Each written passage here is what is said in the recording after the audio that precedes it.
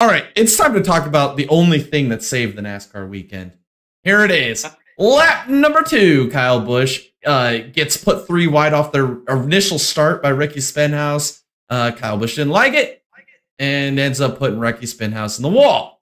After the incident happens, they catch Ricky Stenhouse out of the infield care center, and he says he's going to go fight Kyle Busch after the race. He says, "Hey, Richard, hold my watch." Hi, I'm Patrick Star. I'm the laziest, pinkest starfish in Bikini Bottom. End of the race happens. Kyle Busch is walking back to his hauler, and guess who's sitting there in his SpongeBob pants? That was the man, the myth, the legend himself, Wrecky Roundhouse Jr. Hey everybody, this is Thomas from the Dega Boys channel, reminding you to hit the like button if you're enjoying what you're watching. If you want to see more great content like this, make sure to hit the subscribe button and hit the bell icon as well to be notified of any future videos coming out. Thanks for watching. Now back to the video. The words were exchanged. Wrecky didn't like it. Ends up holding back one of them right-handers and hits Kyle Busch. And then more than words were exchanged. Yeah, and then more than words were exchanged. Then, then it just turned into a brawl. The security guard, the same security guard, by the way, that pulled Gregson off of Ross Chastain at Kansas last year. He jumps in there faster than the punch could get landed, pulls Ricky off of him. And then, what was it? One of the crew members is choking out Kyle Busch. Ricky Stenhouse Sr. gets involved. They're choking him out. Well, he's trying to go after Kyle Busch. And then we got this 6'6", 280-pound jack man throwing people off like rag dolls one way or the other. I mean, drama, right? Drama, Tom. I'm going to say, I'll let you jump in after this, but what I'm going to say is we need to get NASCAR into the Chili Bowl promoters mindset here. We post this in the off season. This was a great segment we talked about.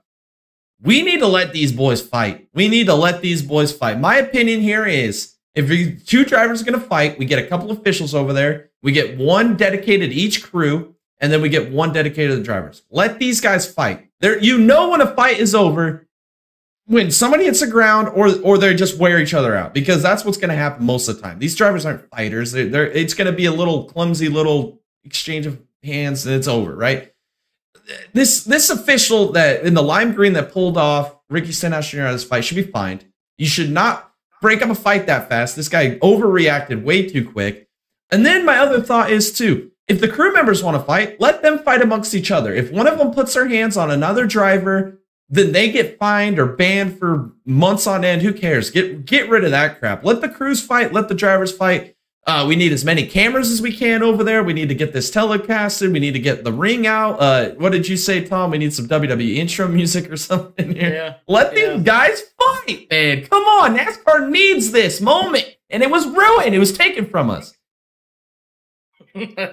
Well, okay, first thing I want to say is I actually want to give kudos to Wrecky Roundhouse Jr. here on saying something and then going through with it. Yes. All right? That requires kudos. So big kudos to Roundhouse here, but when we get into the fight, let's look at it here.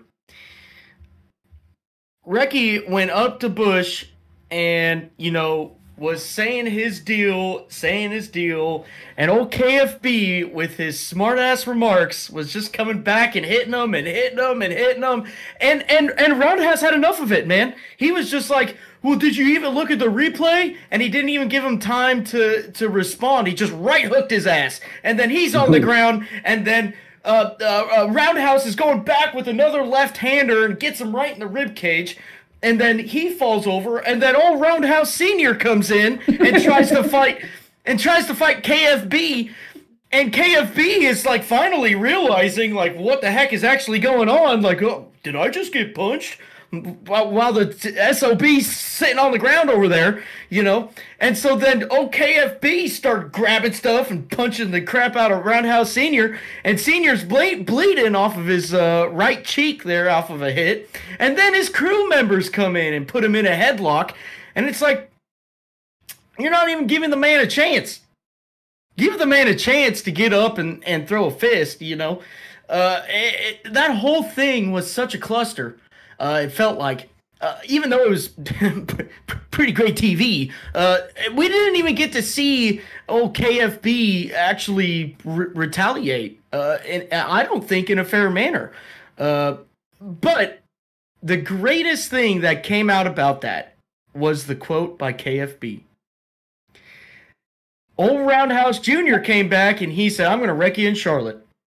And he said, "I don't give an F, dude. I suck just as bad as you. Let's go."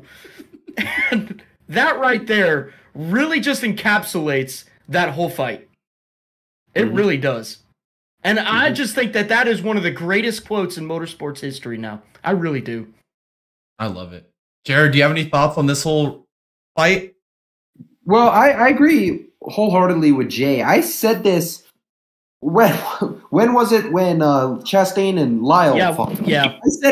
I said it back then. Let them fight, man. As like a fan's perspective, like I want to see that. I do. And that'll end all the my driver could beat up your driver arguments that the fans get into. And NASCAR needs to get with it, man. Look, we did talk about this in depth with the Chastain and Lyle incident. And I really started thinking about it a little bit more. What does NASCAR need? Drama. They need superheroes. They need villains. What better way to create that than throwing some fists? Seriously.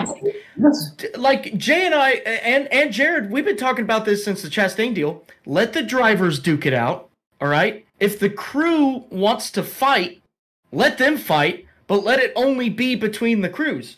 What's the point in letting the crews fight the driver? Because then we just get some incident like what we saw at Wilkesboro. It's like the driver doesn't even get a chance to get a rebuttal in. You know what I mean? Like let the crews fight. All right, let's do it like the Chili Bowl. Put them in the grass infield section there, right in front of the start-finish line. Let them have at it. There's no cars on track. The winner's getting his interview at the start-finish line. It's not like, in fact, we'd probably get some of the greatest angles of a fight ever recorded. That would and then what is the benefits of that, right? Well, you get the superheroes, you get the villains. You get merch sales. You get more people wanting to show up on race weekends to spend money to watch drivers fight. And then, not only that, you get more publicity. You get publicity from the world.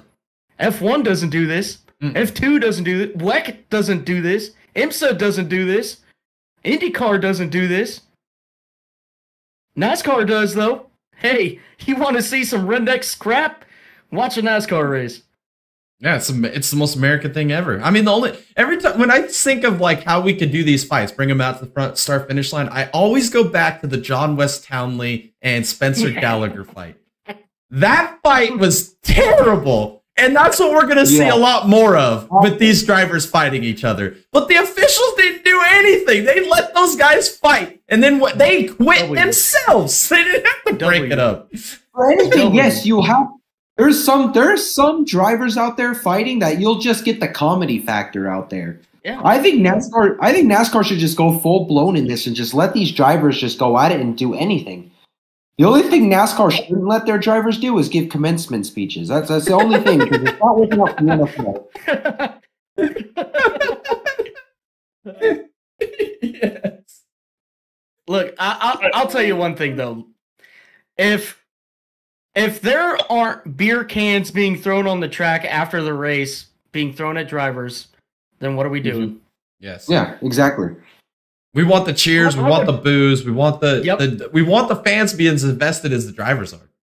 I would go and buy more tickets to go sit in the grandstands to watch a race if they had something like that set up. Oh, 100%. 100%. I would drive 4, 6, 8 hours to my local NASCAR track to go and watch that. Well, especially considering how hard it is to get out of these races after they're done. People leave early because they try to beat the traffic. But if you literally put on a fight. Nobody's going anywhere, dude. Like, people are staying there buying more beer. They're gonna buy dinner because they realize they're gonna have to leave like later. You know, like, hey, dude, you can profit so much more off of this. Like, I see it as a win-win-win-win. I want to know if there is a con to this. I don't think there is. I want that devil's advocate though, because I want to hear it. I want to know what it is. Well, the only thing I can think of would maybe be like CTE or concussions. Like, they don't want people hitting each other over the head. Well, Jay, they get fucking drivers every weekend hitting the wall getting CTEs anyways. That's what I wanted to hear. That's exactly what I wanted to hear. I'm trying to come up with, like you said, trying to be devil's advocate, trying to come up with a reason, but you just can't. I should have yelled. No, that's fine. I literally just said that so that I could get that reaction, because I feel the same way. There is no rebuttal. There's no downside to this. These guys can get more hurt driving 200 miles an hour than they can hitting each other with the lack of fight training that they have. These guys aren't fighters. They're not even, some of them aren't even race car drivers. They just jump in a jumping fire suit every week and sit behind the wheel of one. You know what I mean? 15 on it. Yeah, slap a 15 on it. Let them fight, man. How long do you think that fight would have actually lasted if Wrecky and Kyle would have not been broken up there? 10 seconds? I think that's no. I think that would have been a pretty good fight. I think so. Old KFB running his mouth and throwing fists, and Stenhouse getting mad. That would have been great. I'd have been down. Although, here's another great aspect to that fight, right? Stenhouse literally stayed mad for 198 laps.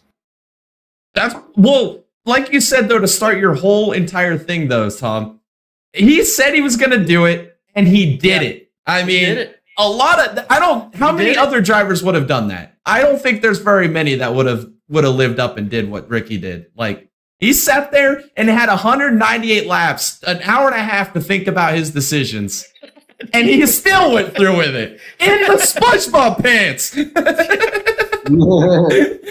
He needs a wardrobe check. What the hell was that? Oh, man. What a goof. That's just great. Yeah. So, yeah, that saved the entire weekend. We had no racing, stone tires again, but at least we got some entertainment at the end of it. That saved the entire thing. We had people that don't even know racing talking about it, talking heads that are actually not even into racing talking about it. That's what we need. We need more people watching the sport.